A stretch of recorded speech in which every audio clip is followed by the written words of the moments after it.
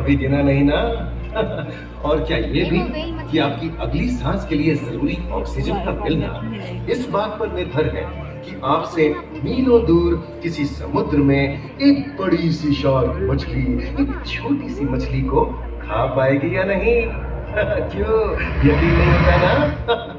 चलिए कोई नहीं, आइए आपको ले चलते हैं एक ऐसी दुनिया में जो आपसे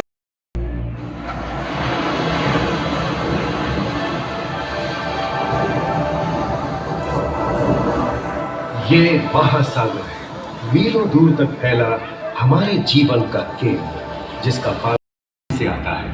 ये भी कह सकते हैं कि ये सागर एक विशाल संयुक्त परिवार की तरह है, जिसमें ये सभी जीव एक ही घर में रहते हैं, जैसे मछलियाँ, mollusc, dolphin, seal, walrus, crustacean, bacteria, समुद्री एनिमोनी और हाँ, ब्लू व्हेल भी, जो पृथ्वी। ये देखो मिस्टर कूद बिलाव, कितने मजे ले रहा है।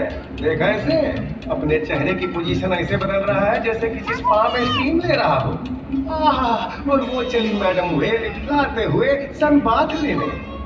और ये जोकर मछली यानी क्लाउन फिश, ये तो गाना भी गाती है भाई, बिना किसी सुर ताल के। हाँ, ये रात समुद्री जानती है और कोई खतरा महसूस होने पर ये कभी गुर्राती है और कभी चहकती है। क्लाउन फिश है ना। और ये डॉल्फिन हमारे स्मार्टफोन से भी ज्यादा स्मार्ट है। ये अपनी आवाज का इस्तेमाल सोनार की तरह करके एकदम सही दिशा में तैरती और एक दूसरे को संदेश भेजती है। जी हाँ, ईमेल या व्हाट्सएप से भी तेज। हिलवा चट्टानें यानी कोरल रीफ दुनिया की सबसे विविध इकोसिस्टम्स में से है। इन चट्टानों को अक्सर समुद्र के वर्षावन कहा गया है। आई, समुद्र में वर्षा, अजीब बात है ना। अरे दरअसल इनका नाम इनके आसपास बसे इन जीवों की विविधता के कारण पड़ा है। इनमें से कुछ मूंगे गर्म उथले समुद्र में, तो कुछ ठंडी अंधेरी गहराइयों में रहकर हमारे इकोसिस्टम के संतुलन को बनाए रखते हैं।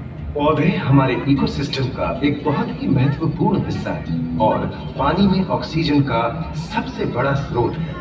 इस नीले पानी में मौजूद कई पौधों में से एक बहुत ही महत्वपूर्ण पौधा है फाइटोप्लैंक्टन, जो पूरी दुनिया की ऑक्सीजन की जरूरत का लगभग 50% बनाकर हमारा अस्तित्व बनाए रखता है। इन समुद्रों में पहुंचने वाली सूरज की रोशनी की मात्रा के हिसाब से उन्हें 3 क्षेत्रों या परतों में बांटा गया है। समुद्र का सिर्फ 10% है। समुद्र की गहराई जितनी बढ़ती जाती है, उतने ही वहां के हैरत अंगेज जीव जिन तक पहुंचना मुश्किल होता जाता है। ये समुद्री जीव पहले तो अपनी खूबसूरती से आपको छलते हैं और फिर अचानक एक खतरनाक रूप ले लेते हैं, जिनसे बचना मुश्किल ही नहीं, नामुमकिन है। और ये क्या, अचानक ये रोशनी कहां से आई? ओहो, ये तो जेली फिश का झुंड है, जिनकी रोशनी एकदम डिस्को लाइट की तरह लगती है। तो लाइट को देखकर पार्टी करने आई। और फिर यही रोशनी उन्हें बेरहमी से दबोचकर उनका शिकार करके अंधेरे में